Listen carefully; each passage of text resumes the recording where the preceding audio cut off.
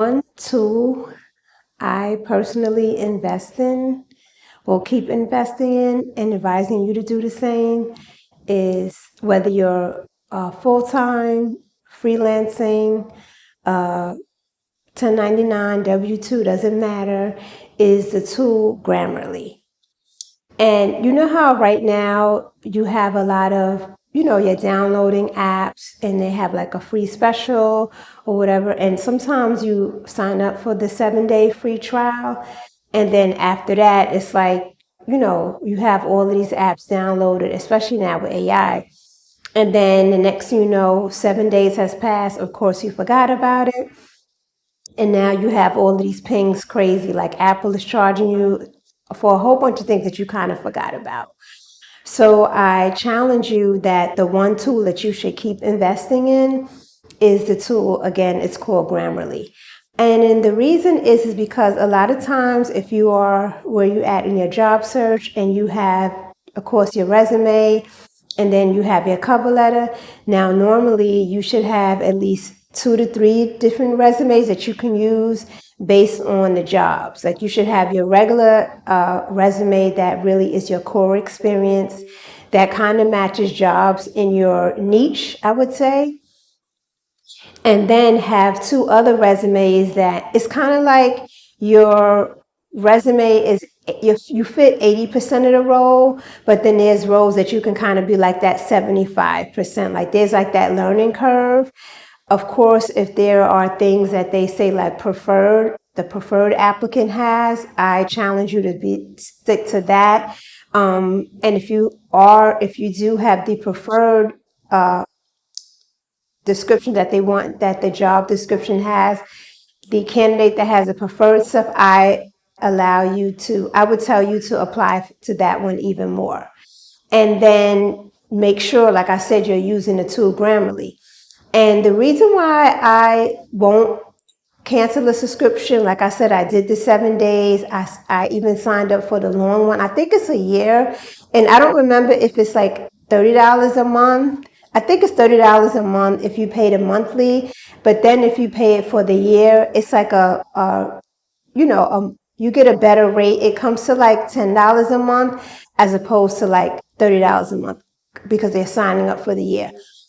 And the reason why I say it's an investment is because a lot of times when you are, again, you have those 2, 3 resumes that you are tailoring back and forth when you're applying for job descriptions. A lot of times you're tailoring your cover letter to kind of speak to that job description, or at least it should speak to the job description. It should kind of match up more than your resume experience, right? Your resume experience is more like what recruiters are going to when you get the job, that's going to go through like your background check. So that stuff, like your date should be correct, your description should be correct.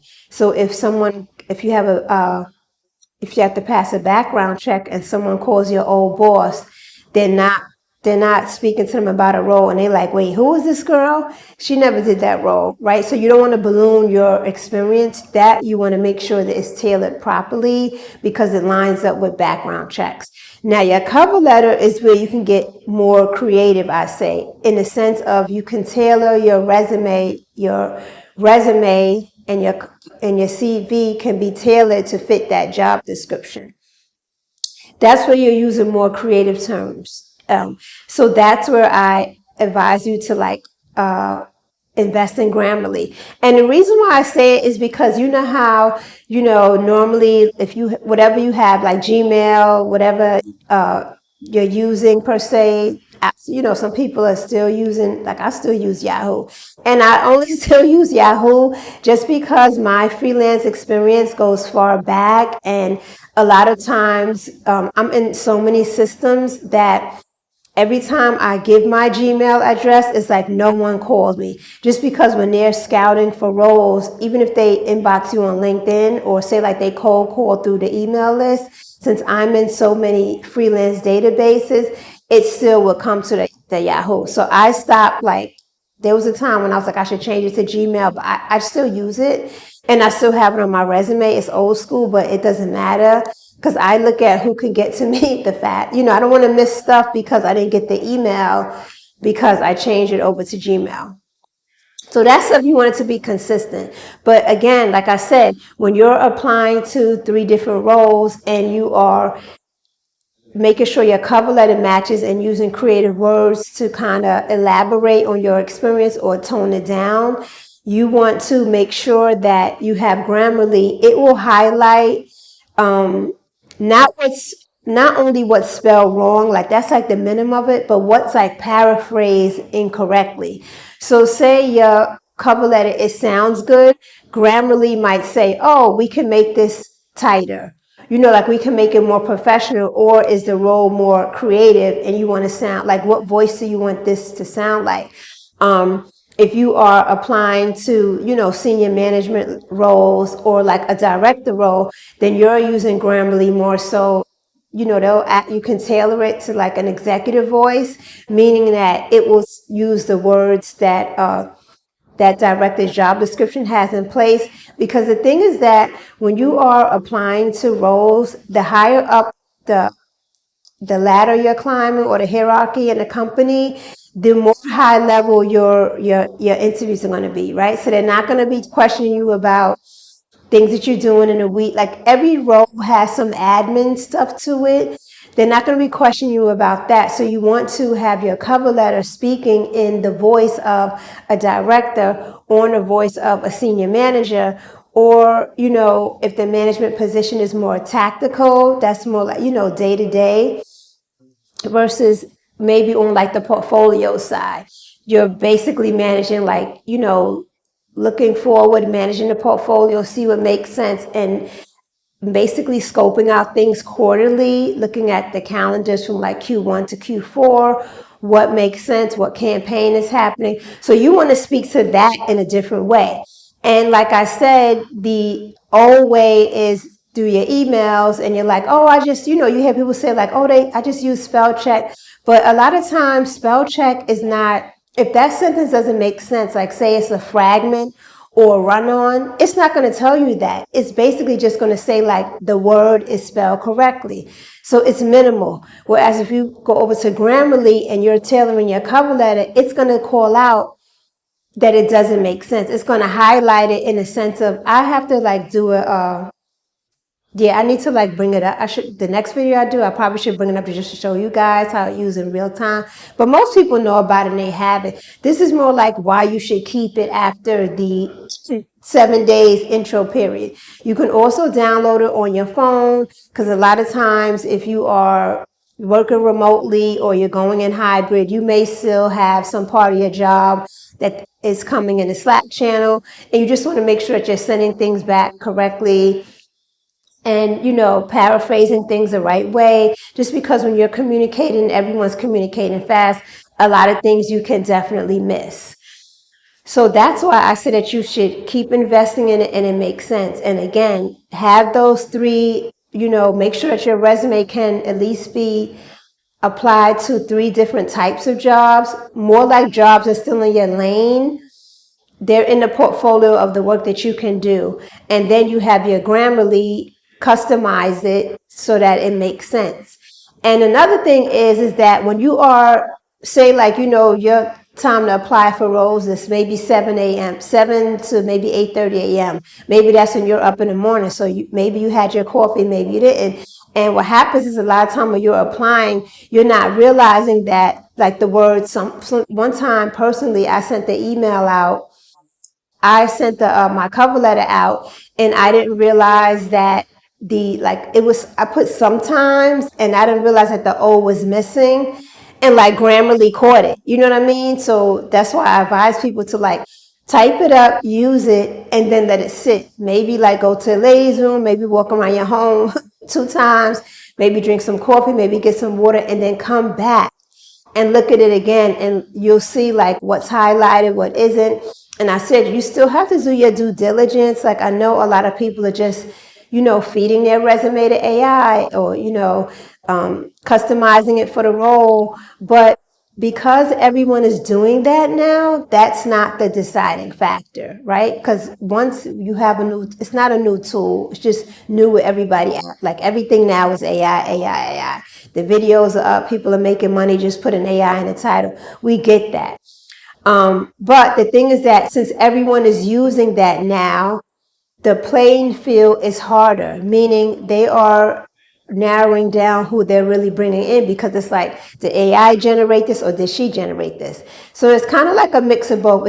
Everything is a tool, meaning you should use it to make it better, more proficient, more efficient, but it doesn't take away like your voice. And that's why I'm saying, like with Grammarly, you can still have it. There's different tiers of it that if it's you can make it sound more executive, or if it's a general role, like I said, more tactical meaning like you're kind of not in the weeds, but you're more so in the day to day, right? You're more so like your boots are on the ground, as opposed to you seeing from like looking at things from being on a plane. The view is going to be different. Yeah. So that's why I know, like right now, we're still like kind of in the, new yearish first quarter. A lot of people, their budget videos went out about no spending or what you should tail it back on, or you're in the middle of Apple is charging you crazy. I think with Grammarly, I don't remember if I'm charged through Apple. I think I'm on the website. I just signed up to it, like I just give it my credit card and then it bills me monthly. I have it that way. I don't know. I don't know if it's charged through Apple. I don't think it is. But I also have the app as well. Yeah, so I want you to invest in that. Know that it's worth it. Like I said, usually the practical one is $30 a month. That's what I pay. But if you're using it, like if you're interviewing a lot, but even if your interview experience has finished and now you have gotten the job, you definitely should have Grammarly as well. You should keep it because, like I said, it paraphrases stuff or to make it sound more efficient, more buttoned up with your writing. And again, if you're working remotely, you want to make sure like you're writing back in the Slack channels. A lot of times it has run-ons. The word is spelled wrong. It doesn't correct everything. You should definitely have at least two tools that you can use to double check yourself. And 9 out of 10, if you speak to, like I'm connected also with, a couple of recruiters just from agencies. Like I said, I've been with them, connected with them so long. Even if I'm not looking, they can pass a role by me or say if you know someone. And the main thing that they'll tell you is like they'll have a candidate and they look good on paper, meaning their resume looks good. They inbox them through LinkedIn, and now they're asking for you to just email the resume to them. And then they get the resume and it's like things are spelled, like I told you with me, the O fell off, or like the period is missing, or there's an A at the end of the word and it's supposed to be an M. Just the things that you can miss with you moving quickly. A lot of times when a recruiter calls you or an agency calls you, you might just grab the last resume that you use. You should still open it up, make sure it's good, check the file, make sure that it's good to go before you click send. Yeah, so that's what this video is about, tightening up your communication. And like I said, this feedback is a lot of times recruiters have said like that's the number one thing, like candidates are good, they're doing real great, but then when they open it, they'll find a typo. And you can't even rely on that either, because a lot of times the recruiter is sending, say if they send 3 to 5 resumes to the client, when it opens up on a client's end, they may catch the typo. And they won't even tell a recruiter like, oh, this person had a typo. They'll just move on. You just get that like, it's like that company-wide, that rejection email. And then you're thinking like, was I out of scope with the salary? Did I not have the experience that too many people apply? And it could be something as little as you spelt the company's name wrong, which is a big deal. Like you're applying for the role. It's like the details matter more when you're applying for the job. And then you hear people that they get to even like the second round or they pass the first round, they're on butt track to get to the second round. And then they went home and they sent out that thank you letter, and that thank you letter is spelled wrong. The person's name, Maria is spelled in a different way. Maybe it's an accent there. Little things like that is spelled wrong. And sometimes if they really, really like you, they may overlook it. But in a climate where it's a lot of jobs, definitely, right? Because I'm talking about jobs. I want to be talking about this if I felt it was any scarcity out here. But because there are a lot of jobs and a lot of jobs are laying off as well, they're rehiring and everyone's role needs to make sense right now. That's what the cut is. Like your role needs to make sense. Can someone else do your role? So that means that you have less time. The window is smaller in a sense of it needs to make sense. Are you in the budget and is everything on your end? Everything that you can control, are you controlling that? And that's it. So this is, one and done, part of my launching my communication series where I just talk about, emails and all of that kind of stuff. Not regular, but more high level. Yeah, I have a video after this coming up about, when you're on that email and it's like you're being called out and it CC to the team, how to respond with that kind of stuff. So I'm talking about that as well because that has happened at different jobs, like I said, different climates, and just giving you the proper tools to respond correctly because you don't want to, you're firing back, but everything you're saying, because you're in your emotions, you have a lot of typos, and that happens too. So that's why I said, when you apply to those roles at home or wherever you are, save it, take time, go make the coffee, use the ladies' room, come back, and just check that again because, when you're looking at a document for a long time, it looks correct. But when someone else opens it up, a recruiter, they can see a typo, or the recruiter missed it. Now the client sees the typo, or you passed the first screening and now you're supposed to go to the second level, but that thank you letter has a typo in it. The date is wrong. The person's name is spelled wrong. Sincerely is spelled wrong. You know what I mean? Little things that it's a little thing to you, but it matters when you are dealing with 3 to 5 other candidates that they're on that game where their game is tight. So that's it. So hoping everyone is having a good weekend and stay tuned for the next one. Bye.